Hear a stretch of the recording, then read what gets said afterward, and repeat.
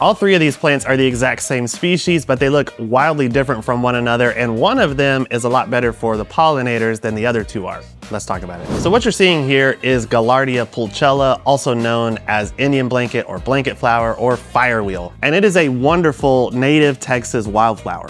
So if all three of these plants are the exact same species, then why do they look so different? Well, that's because this one right here is what we call the wild type or the true species plant. This is one that would be found as it is in nature. Basically just collect the seeds, plant them, and this is what you get. Now these two that are flanking it are the same species, but they are actually called cultivars of the species. Now a cultivar is just a plant that has been bred in order to have specific traits. For example, this one right here is called Spin Top Red, and it's a cultivar that has been selected for larger flowers, but also a much more compact size plant that fits into residential landscapes a lot better. Another difference between the wild type and the cultivar in this case is the amount of time that it blooms. So this is a reblooming plant here. So instead of focusing on seeds after it blooms, it just continues to bloom, and it can bloom for a month or two longer than the wildflower does. Now this one, the Spin Top Mango, has those same characteristics, but obviously it has been bred for a different flower color that has that nice orangey mango hue to it. Now here's another crazy example of this same thing.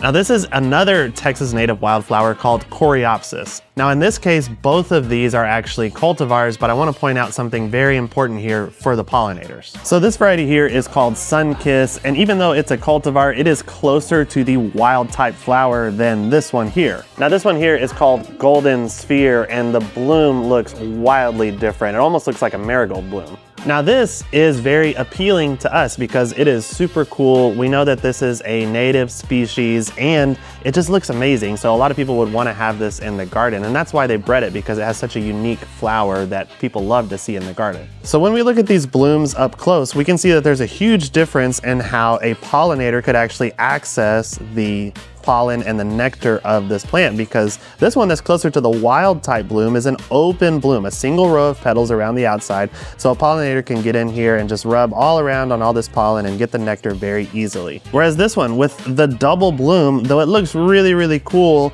you actually can't see the nectar and the pollen as easily on this. And if pollinators are coming to visit this flower, it might be really difficult for them to actually access that nectar and pollen, if at all. So that's why if you are planting a pollinator garden or a native garden, if you want to maximize the benefits for the pollinators, in most cases it's better off going with a straight species plant or one that is closer to these straight species or wild type species. But remember that the gardens aren't only for the pollinators, they're for our enjoyment too. So if you enjoy having a plant in there that has double blooms, you love to look at them, go ahead and plant those as well. Just make sure that you have a variety of other plants around that can help support those pollinators. So yeah, build your garden the way that makes you happy. Just keep in mind that you will have other visitors to the garden that you need to keep happy as well.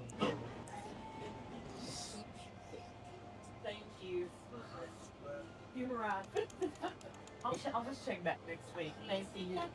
You too.